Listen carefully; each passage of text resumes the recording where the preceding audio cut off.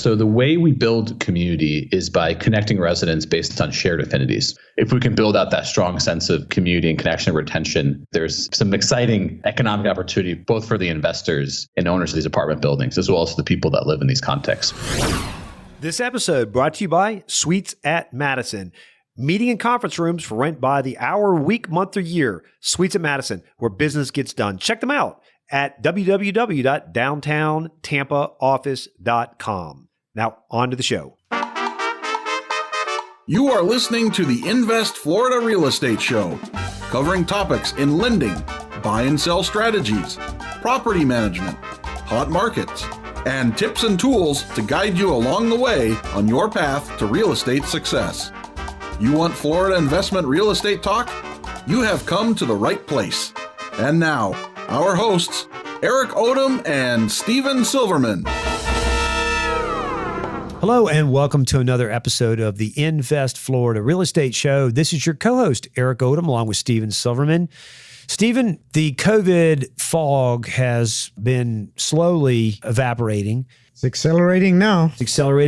And we're seeing it across the industry, not just on the residential side, it's also on commercial sides. There's been some craziness going on. Well, it's an unusual period. You know, usually we look at real estate and you'll hear things like, oh, it's a great time for sellers. It's a great market for sellers. And then you'll go through another period and you'll say, or people will say, it's a great time for buyers. This period's unusual because we have this situation with low interest rates. So there's a lot of buyers out there wanting to invest in property.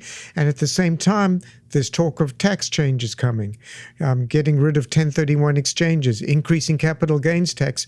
So there's a lot of people that want to sell. So there's this coming together of both buyers and sellers who both want to get deals done, and they want to get it done by the end of this year. It's an unusual period. Well, I mean, just this week, Stephen, the wet blanket could have been thrown on that altogether because obviously they're still in the process of making the sausage on this, but I think it was the end of last week, we got the report that the intention of the Biden administration is to have the cutoff April 30th for all sales.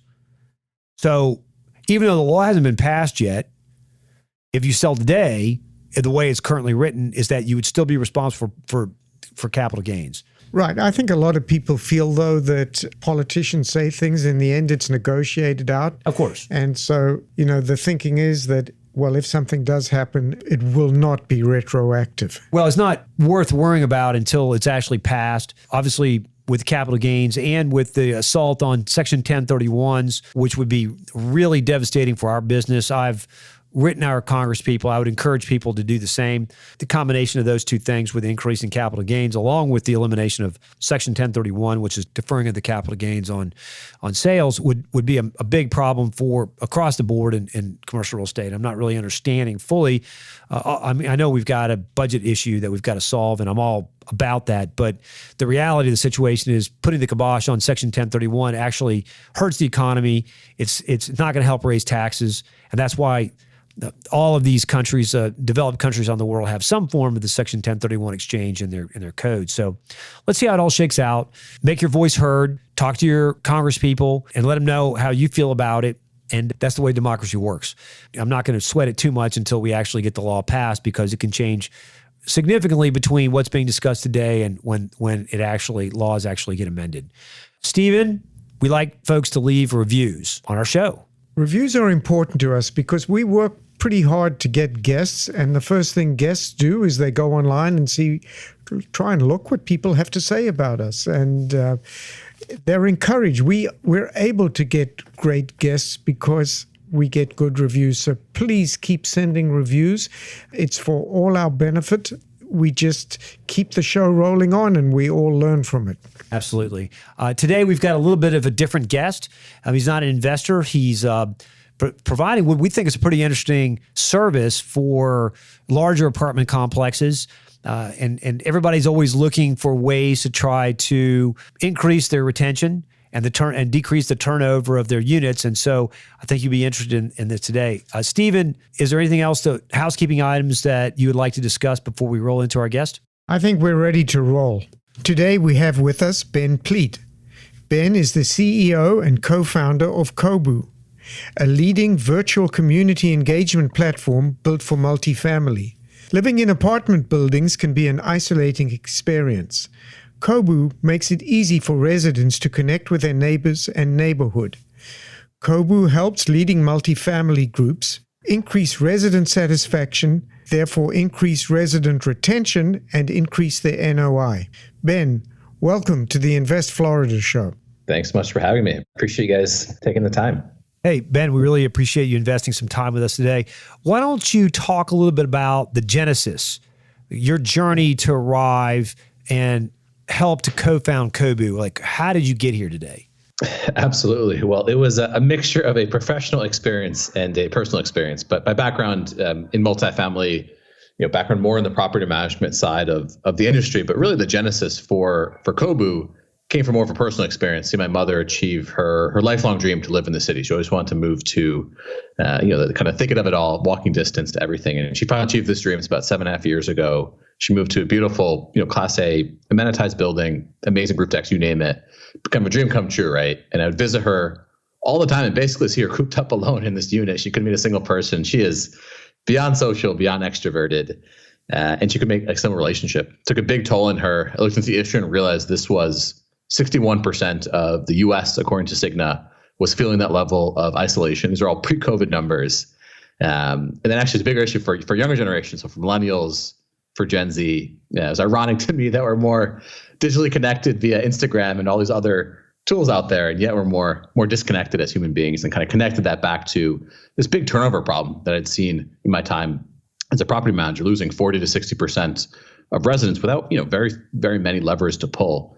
And kind of brought the two together. Didn't see so many solutions out there in the marketplace, and we started building out Cobu. And today we're live in about 65 cities, about 27 U.S. states, working with amazing teams like Berkshire, Greystar, Bozzuto, et cetera, helping them build out that strong sense of community and connection, driving retention. So our name Cobu literally stands for community building. Well, are you talking mainly what happened as a result of COVID, and are you referring really your genesis was New York City? So we've been operating for over 4 years, and what's interesting, we found community engagement and loneliness honestly was a huge issue pre-COVID.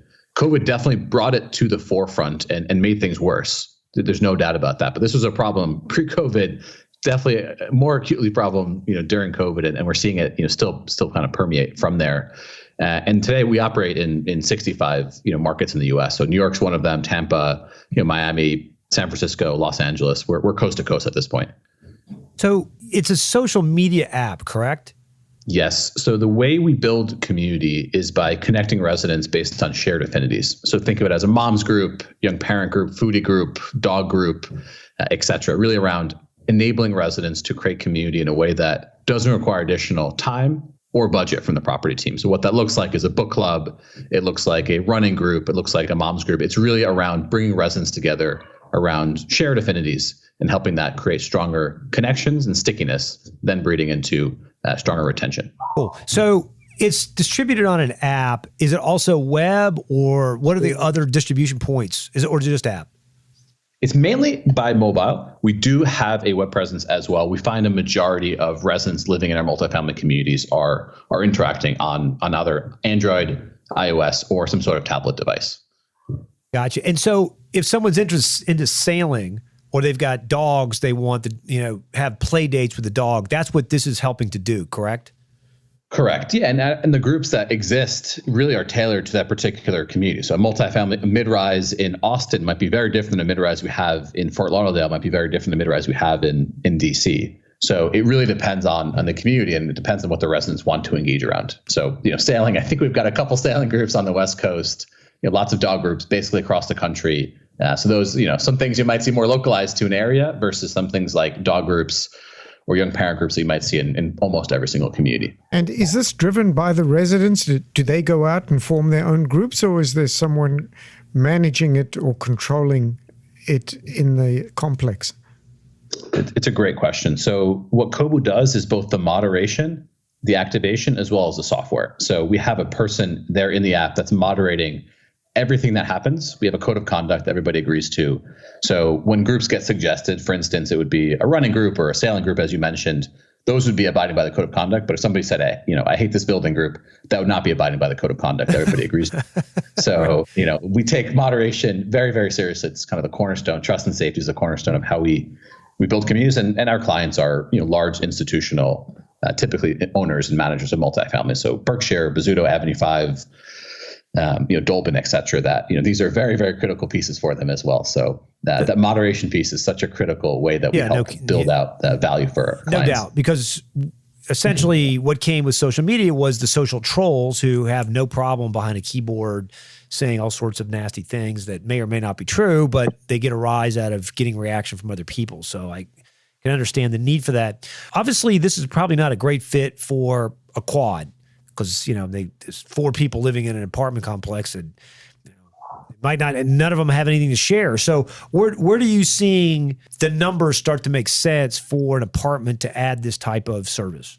Yeah, absolutely. So the communities that benefit the most from Cobu are typically 200 plus unit communities that have some level of focus on resident experience, whether they're doing like coffee in the lobby or bagels in the lobby or some sort of event, and then they have some level of kind of focus on that type of resident experience. So it's typically larger communities, 200 plus units. Most of them are Class A. It's not required to be 100% Class A, but typically we find Class A communities will have a little bit more of a focus on resident experience, around doing some sort of resident appreciation touch point, free cupcakes, something like that, at least once a month. So those 2 attributes are really the strongest kind of community fit, and then obviously alignment from the property management team, being supportive of the platform and really leveraging it, for the benefits on retention. Talk a little bit about how it helps the investors or the institutional owners having this kind of app working throughout the community.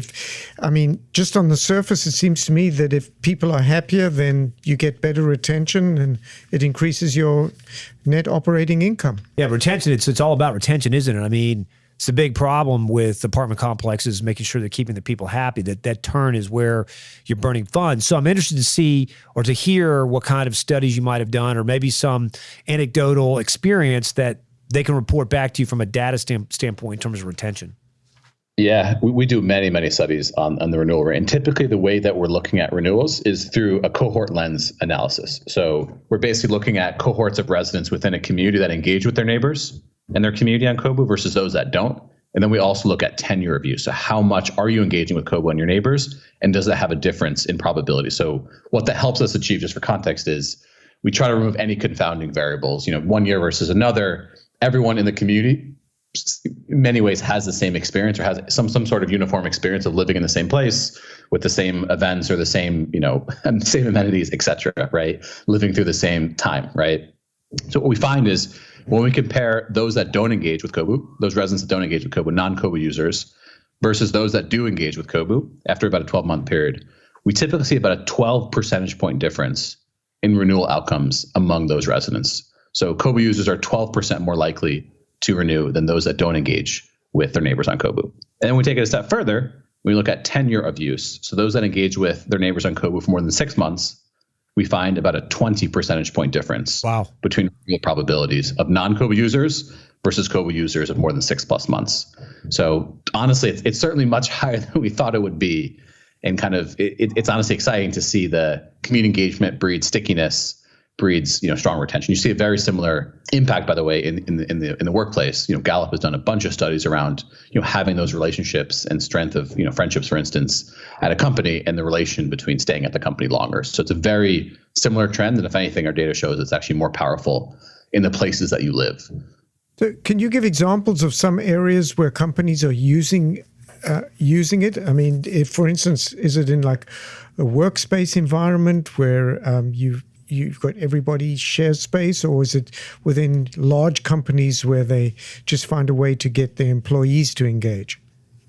So we are 100% focused on multifamily residential. So all of our communities are basically large apartment complexes across the United States. We don't do anything at workplaces. Yeah, I would think maybe that could be an application for your shared workspaces. Anything from, we run a shared workspace, and I'm sure the folks at like WeWork, be interesting to know that, if you've got a person who's into photography and WeWork, there might be, you familiar with the shared office spaces, Ben? Of course, yeah. I actually used to work for WeWork. It's interesting, we've definitely, a lot of our customers have sizable commercial portfolios. There's definitely an opportunity in that space as well. We're staying laser focused on residential, mainly because it's a core competency that we have. And as a company, we definitely strongly believe if we can build out that strong sense of community and connection and retention where you live, there's some exciting economic opportunity, both for the investors and owners of these apartment buildings, as well as the people that live in these contexts. So we're 100% focused on residential for the time being. Understood. And can you talk to us a little bit about cost? Yeah, absolutely. So we typically charge on a per property basis anywhere between about $300 per property per month to about $600 per property per month. And that covers all of the moderation, all of the nudging, basically a human being on our team that is monitoring everything, but also is there to connect the dots to see if, running club wants to actually materialize. They might have 5 different times. We'll help them find and finalize the first time for them to start the running club or the book club or what have you. And that covers unlimited groups as well as events, both done by residents as well as the property management team. It seems to me that's what your key difference is, because there's plenty of apps and software where they have ways for communities to engage, but there's no one really running it. And that moderator is an integral part. It seems to me to be the centerpiece. Yeah, I think our customers would agree. I mean, it's interesting. What we've learned pretty categorically is that software itself does not build community. Software itself does not build great, resident experiences.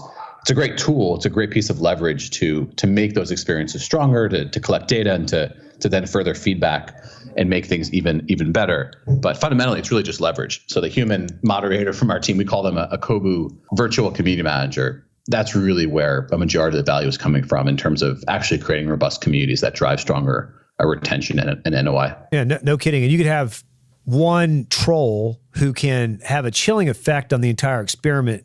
So the entire experience for everybody. So, to be able to mute that person is beneficial in helping to build, because have we seen in other social media apps, Facebook, for example, I mean, once somebody starts denigrating other people and not engaging in fair play, you definitely see a people back away from it, and certainly it's been an issue with just so I'm clear, did you say mute that person or nuke that person? I want to see how seriously you're taking this. No, we're talking about just muting. We're not getting this sort of capital punishment for being a troll. Because we all know those people, right? Yeah, yes. We would like to. It's interesting. So, I mean, it's funny. So about a large majority of the stuff that we built at Cobu is really around moderation, right? So the balance that we have is how do we create a real-time community where someone can get, a cup of nutmeg, or someone can get a screwdriver from a neighbor, within minutes, but at the same time create a really strong and robust and safe and trusted community. And the moderation piece is really critical there. So we have a code of conduct that every single resident that's verified to live in the building has to also agree to. And what it means in essence, there's a document. What it means is be a good neighbor. Residents are using their name, their first name, typically the last initial. We very rarely find a troll per se, just because you will see your neighbors in the hallway, you will see your neighbors in a shared amenity space, you will see your neighbors in the parking lot. We very rarely see that. We'll see kind of fringe cases around residents asking about like a broken toilet or something, which is really not at all what Cobu was meant. And our virtual community manager will jump in and remind the residents what the purpose of the platform is, and for those types of questions to reach out directly to the property team to get them resolved. Now, if residents aren't abided by the code of conduct, we have the ability to hide content, delete content, deactivate users if necessary. Very rarely do we have to do those things, but we take that trust and safety element of what we do very, very, very seriously. Because it really is the foundation and cornerstone of how strong kind of vibrant communities get built. Yeah, and from a price standpoint, I mean, goodness gracious, if you can retain average a month or 2 months longer average across of retention over the period of the year, it easily pays for itself, because every property manager understands what the cost is of the turnover of those locations. So it seems like a pretty affordable solution. Stephen, I know we got to let Ben go here, but are there any other points you want to cover with Ben before we let him go? Yeah, so I was just curious. I mean, we're talking about rental apartments. Have you seen any application in condo units, or large condo developments, where individuals actually reap the benefits of creating a higher sense of community and maybe higher selling prices? Yeah, we've definitely seen inbound interest from condos. I think for the time being, we're focused on becoming best in the world at building out that strong kind of resident community in mostly rental buildings, very much on the roadmap. And look, our vision as a company is to is to fundamentally change what people live in these places that they call home, and to truly make them feel like they belong in the place they call home, and drive strong asset value directly for owners of these environments. So right now the owners are pension funds, they're insurance companies, developers, private equity firms, REITs, etc. They certainly can become condo owners and HOAs as well. So that is on the roadmap. But right now we're laser focused on mostly Class A multifamily, rental apartment communities today. Understood. So we have, listening to our podcast, institutional investors and people who own multifamily complexes. If they want to learn more, how can they reach you? Yes, you can reach me directly by email. It's Ben, B-E-N, at livecobu.com. That's livecobu.com. Or our direct line is also info@livecobu.com. So info at livecobu.com. And more than happy to share more and look forward to learning more about your communities. Awesome. Ben, really appreciate the time that you spent with us today. Stephen, anything else? No, Ben, thank you. And it's such an interesting concept. It's great to learn new stuff. And it's not always the physical things that we look at that increase value. There's that feeling of satisfaction to make people want to belong that often aren't given enough attention. Of course, that retention. So thank you. Absolutely. Appreciate both of you taking the time. Thanks so much. And that was Ben Pleat, the co-founder of Cobu, talking about his service that helps in retention of multifamily apartment units. Stephen, what were your thoughts? I think it's a brilliant thing. It always amazes me, the innovative ideas that people come up with and what Ben's done, because people always focus on the physical attributes of a building and how to increase the return on investment, but it's the mental part, the psychological part, the having residents happy that really increases the net operating income. Yeah, and it's kind of an old school situation, isn't it? It's almost like a digital bulletin board with like kind interest inside of the unit. The more connected, and this has been showed in study after study, the more connected we are, the less unhappy we become. So I say it's old school in the sense that rather than, we've all seen this, the group of young people going out, they're all dressed to the nines and they got their head down in their phone, not even communicating with each other. That's sort of the opposite with this service. What it's doing is trying to get people who have like minds together and help them bond. And if your friends are close by, the retention in the building goes up. So you're helping with the community. You're helping with the residents feel like they're connected to the community. You're helping with the landlords in terms of increasing retention, which is, according to some of their studies, it's been successful. Stephen, Ben was a great guest.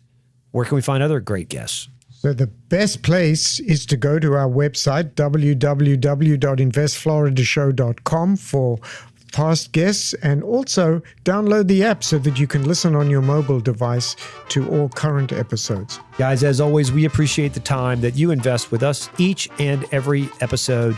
And until next time, hasta la vista. You've just listened to the Invest Florida podcast with Eric Odom and Steven Silverman. Join us every week for actionable real estate investment ideas, and of course, visit our website at www.investfloridashow.com for more shows and tips on how to earn a cash flow in the real estate market in Florida. While hosts and producers of the Invest Florida show have no reason to doubt the validity of comments of our guests, we do not warranty their accuracy. Please check with your legal, financial, and tax advisors before entering into any investment. Returns will vary from person to person and deal to deal based on unique circumstances. All information expressed in this show is for educational purposes only. Opinions of the guests are not necessarily shared by the hosts and producers of the Invest Florida show.